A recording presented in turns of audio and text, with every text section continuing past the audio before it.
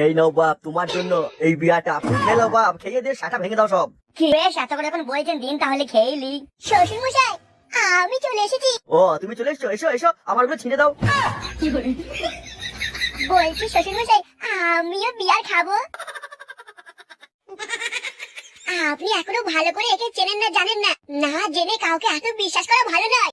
আগে ভালো করে খোঁজ খবর নিন এই ছেলেটা কিসের ব্যবসা করে, তারপর এত ভালোবাসা দেখাবেন। আর না হলে কিন্তু আমার কথা মিলিয়ে নেবেন, কোনোদিন দেখবেন হয়তো পিঙ্কি ড্রামে ভরা। কি বড় ভাই তুমি এসব কি বলছো? আমি পিঙ্কিকে ভালোবাসি, আমি কি মারতে পারবো কে? আমি কি একবার বলেছি তুমি মারবে? আর হ্যাঁ শোনো, তোমার যদি খেতে মন হয় তোমাকে একটা বাংলা দাম দিচ্ছি, হাফ কিনে খেয়ে নাও গা। শোনো পালিও না। কেন বিয়ার দেবেন নাকি? না বিয়ার দেবো না, হাফ বাংলা খাওয়ার জন্য নুন নিয়ে যাও বাড়ি থেকে, টাকা খরচা করে জিপ কিনে খেও না। তোমায় কিছু বললে তুমি যেন আবার মন ভেঙো না। তুমি বাবা আমার মেয়েটাকে বিয়ে করো। বেশ বেশ বাবা, এই জন্য তো তোমাকে আমি এত ভালোবাসি, তুমি খুব বড় লোক। এত অপমান করছে শ্বশুর আমাকে।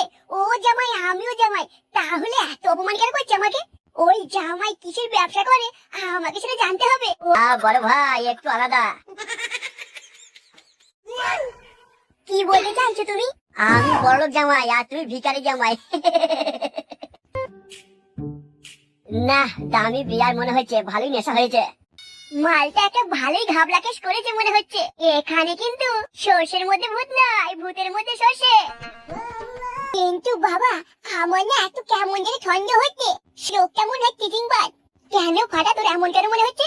হাই ধুত না, তুমি কিছু বুঝো না নাকি? ফাটা করেছি বেঁচে বাজে, ওই মালটা মনে হয় জালিয়াতি হবে। ও পাকা মেয়ে বাজে ছেলে, ছেড়ে থাকতে আমার খুব কষ্ট হবে।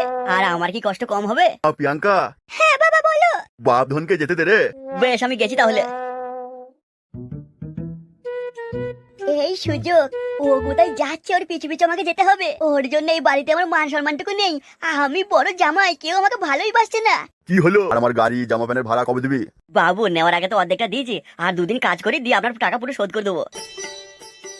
আরে হরেন, তোকে তো চেনাই যাচ্ছে না রে। কি ব্যাপার হরেন, দুদিন লাইনে আসুনি কেন?